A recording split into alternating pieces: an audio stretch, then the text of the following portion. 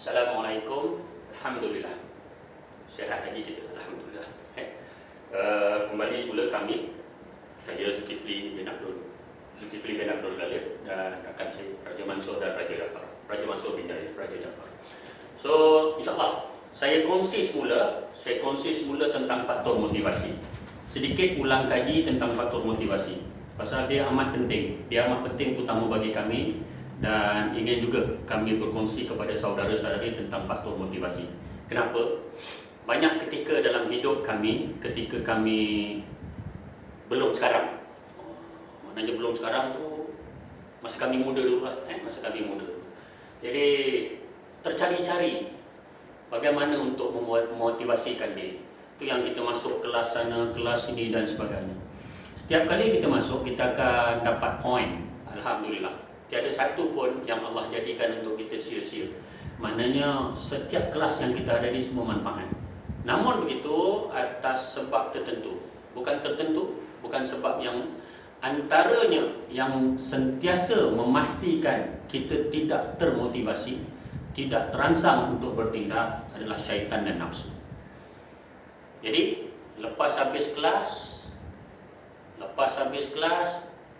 on the way turun tangga, kadang-kadang motivasi dah habis. Lepas habis kelas, dalam tempoh 24 jam tidak praktis apa yang disarankan, habis luntur motivasi. Jadi silakan, terutama bagi kami dan umumnya bagi saudara-saudari. Sekali lagi ulang kaji tentang faktor motivasi.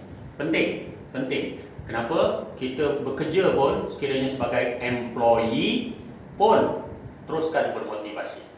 Sekiranya sebagai self-employed, sudah barang tentu seawal bangun pagi perlu penuh dengan motivasi.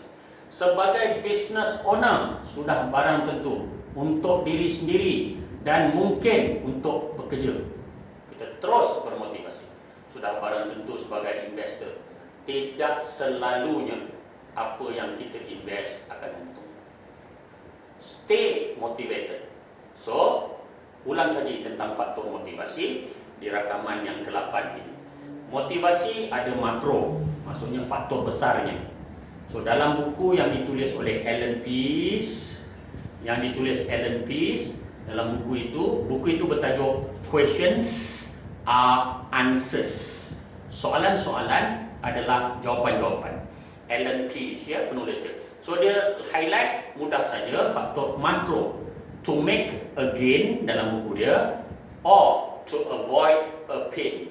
Jadi saya tulis di sini keduanya sekali. Maksudnya apa yang kami ingin pesan pada diri kami. Jom cari untung akhirat dunia, bermula daripada titik ini sehinggalah meninggal. Masa mencemburui dan meninggal boleh berlaku bila-bila. Doakan kami dan juga kami doakan saudara-saudari sentiasa bermotivasi, gain dan avoid pain yang kita kaitkan untung akhirat dunia. InsyaAllah. Okey, faktor yang kecil pasal saya nak ulas supaya mudah-mudahan boleh kita jadikan poin ini sentiasa bermotivasi. Okay, kita ulang kaji.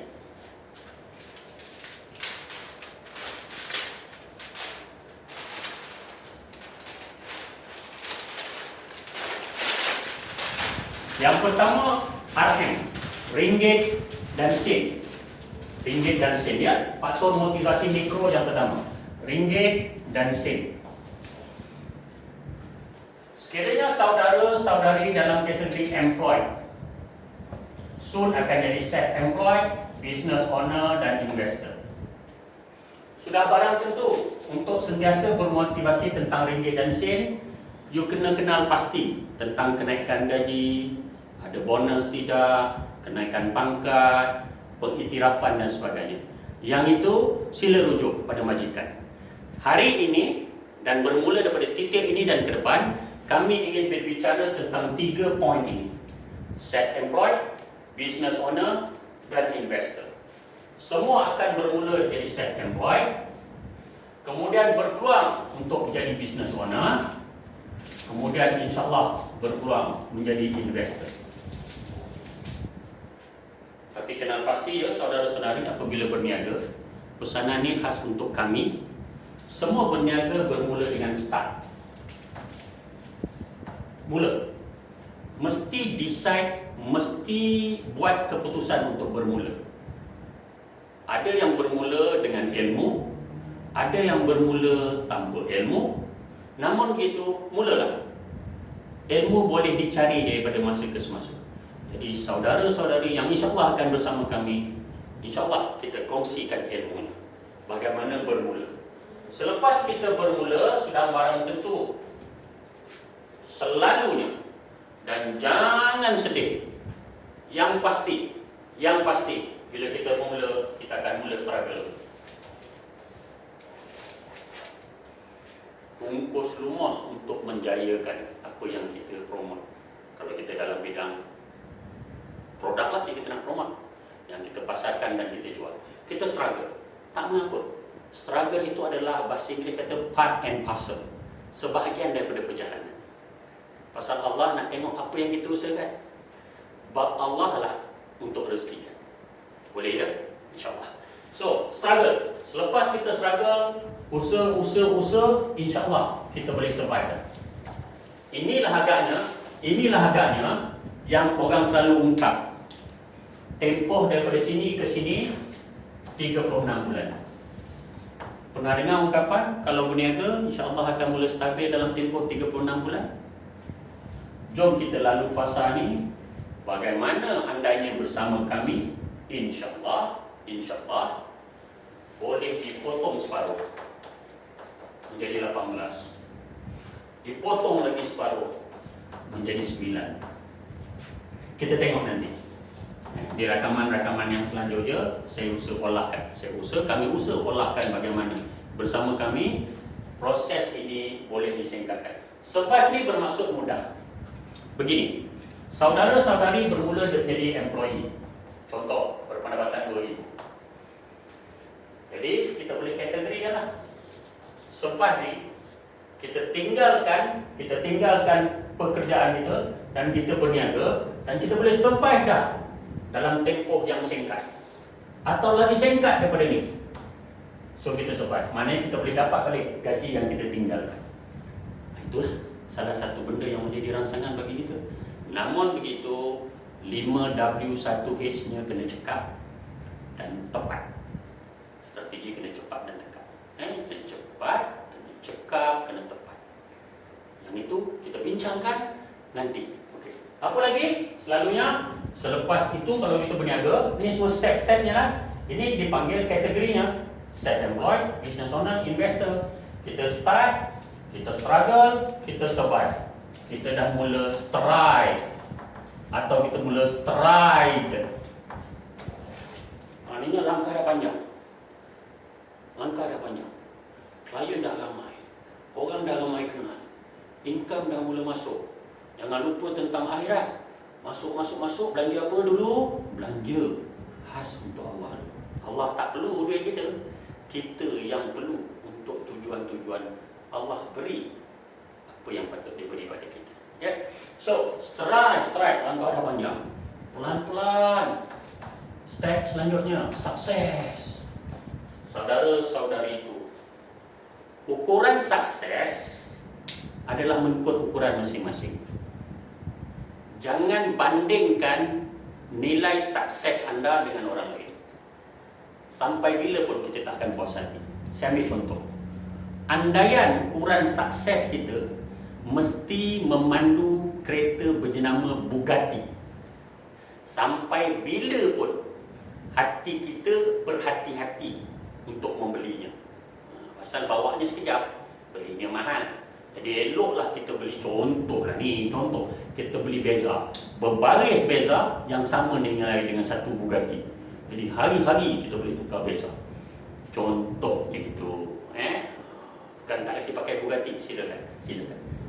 So sukses sudah barang tu. Kita kena fikir succession. Nak diberikan pada siapa? Kita bakal meninggal.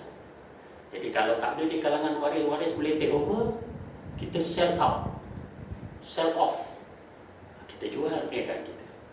Hasilnya mungkin kita boleh wakafkan, jadikan yayasan haji bakhil sebagai contoh, untuk diguna pakai apa? Pendapatan daripada yayasan itu tadi, perolehan dan sebagainya, guna pakai untuk anak yatim, untuk mereka yang berkeperluan. Ya Allah, ingat 3 benda yang kita bawa turun 6 kaki bawah, salah satu mungkin boleh dipertimbangkan. Itulah sedikit saudara-saudari. So, kami dalam rakaman yang berikutnya akan bercerita step daripada sini, dan ke sini. Ya. So, kalau kita tengok tadi, apa yang kami kaitkan, faktor motivasi tentang RM, secara tak langsung bisnes yang kami ingin ceburi dan ingin pelalu saudara-saudari bersama. Nombor 2, jom tolong diri dan orang. Nombor 3, hari-hari jumpa orang. Nombor 4, leave a legacy. Bisnes yang bakal kami ceburi, yang bakal kami kongsi dengan saudara-saudari, insya-Allah, 1, ringgit dan sen. 2, menolong diri yang sedang banyak hutang akhirat dan dunia, dan juga menolong orang lain. 3, hari-hari jumpa orang baru, sama ada di alam nyata ataupun di alam maya.